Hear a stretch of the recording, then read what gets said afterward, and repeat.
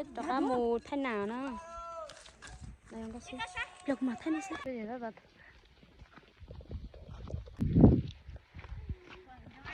là gì biết thay ở cảnh hòa cái mùa tê đó vậy thằng nhớ thật chê cũng chính cho thay nè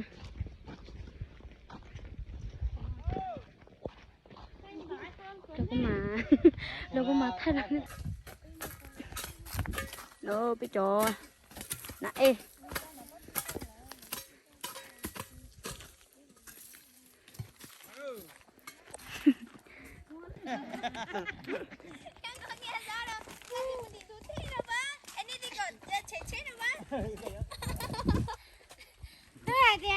em cầm cho là chết chết đẹp luôn đó.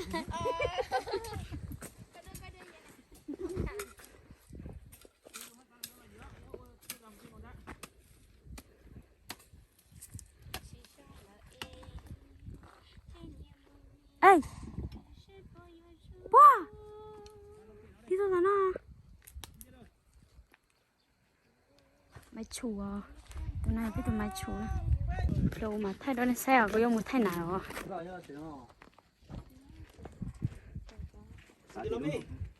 Cô lo. từ từ chủ nhà đó như như rồi như rồi như xong rồi ôi chị bà hẳn rồi Mới lo cho tiền là phê. cái vừa vừa dễ à alo alo ta từ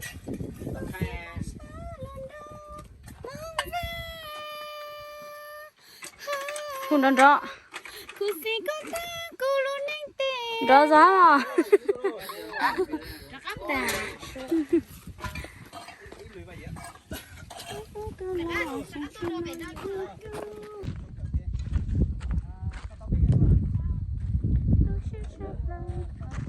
muốn chút sao bây giờ bao giờ qua đây không sao đâu qua đi không sao qua đi tí mày thua cái cắn chè lúc sau tí chè là lúc sau món đũa nhóm bùa pê sò mà vì thì pê gì nhau kia mà bao tiền lúc sau tiền một thằng tao chứ mà thấy mà là tôi lựa thằng tao pê nhiều nhiều tiểu ok mà pê nhiều nhiều tiểu tê hả nào mà lấy mà dễ pê ta pê bao lựa chọn luôn thấy yêu Oh yeah, bắt đầu.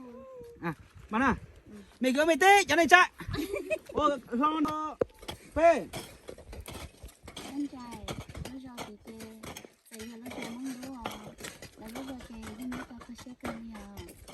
Là nó cho thia, bên nó cho chị. Nó ok, là được. ok lúc sau tí chơi lúc sau học cũng mua cho tí món đúng nhỏ Nó cho chị tê. cái chỉ bỏ sò thằng cái chỉ tao là vừa bỏ ná thằng bé chỉ miếng菜thôi thằng bé chỉ miếng菜ná này cái chỉ tao khé lò này cái chỉ tao khé lò ná mà giờ tôi vừa ná bạn mọi người có một ý iyo ô tí bây giờ iyo pe Anh trai, nó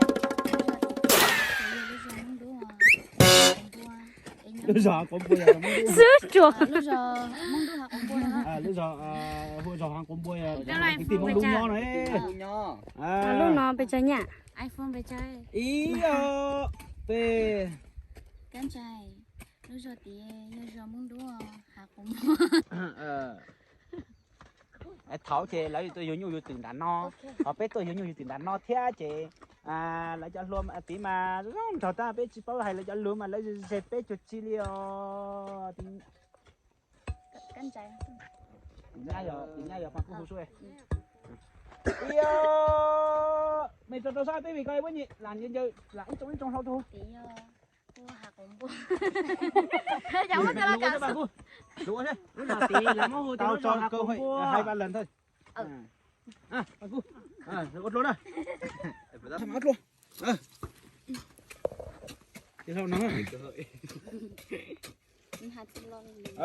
cho sao tê mà thì lụ mày cho sao tê với nhỉ yêu tê Cô, lúc giờ thì lúc đó không đi chào. Đi chào, không đâu luôn. Nó ta phải chết sao luôn. tụi mình cứ chơi cho nó phải tắt nha đi nha lưu cho tí lưu cho học bấm ho ôi chấm mông đu nha nè nên buồn đâu các thì nói chơi với chấm mông đá ho sát thì chơi do là chấm mông đu ho chấm mông đu thì là mẹ mẹ lưu giống ra cái đó chỉ học được cái chỉ bao nhiêu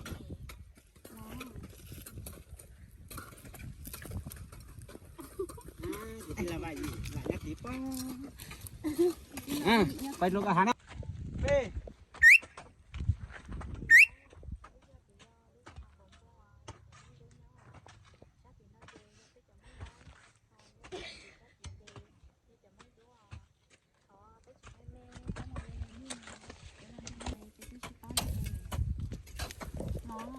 anh đi là đẹp ô nó máy tôm cả trong nó muốn đu máy cho hành lai ồ dính từ mông đu này Ê, chưa tệ lắm. hay giá pê nó ta cô không nhớ cái này nó còn có được Ê, thôi ta chỉ biết là sò. Lâu luôn.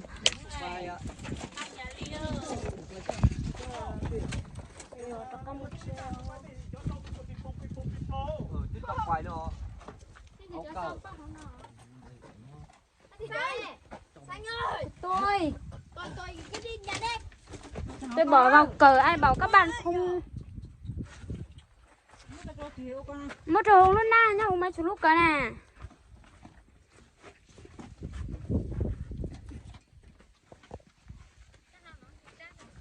các bạn tra phải ta nên gạt lâu thưa thôi nào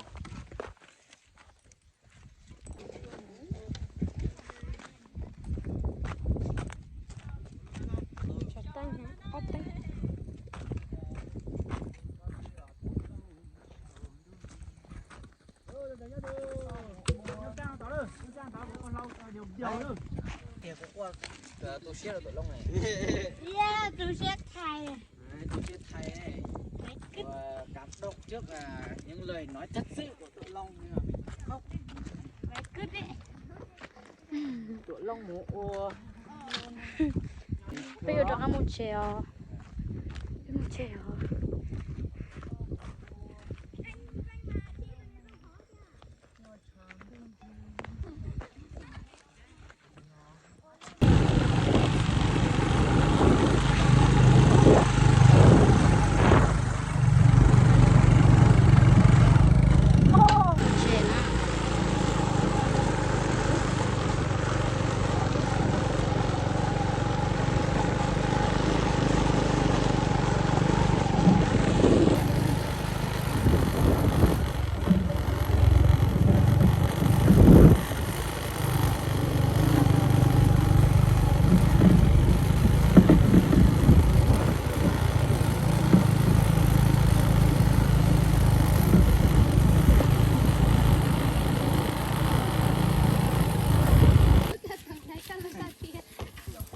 chị nó khá là thấy cảnh nó ha Đúng rồi, sẽ là lỗi cho được.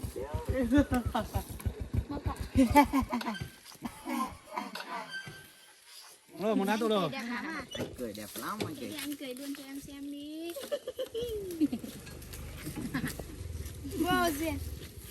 Vô cỡ. Ô hả? Cái tôi nó có tôm mà nó có thật tái rồi. mất tay đây thôi mất tay mấy cái âu à Ơ chàng. Cô lót lê. Tên lưu lưu. Lưu. Yo. Bố là. 12 đó. Chứ là bên này bây giờ. Ồ. Ê.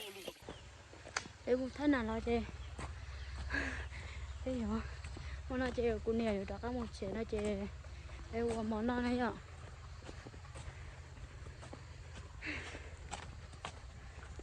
tôi ngồi không có gì ta nữa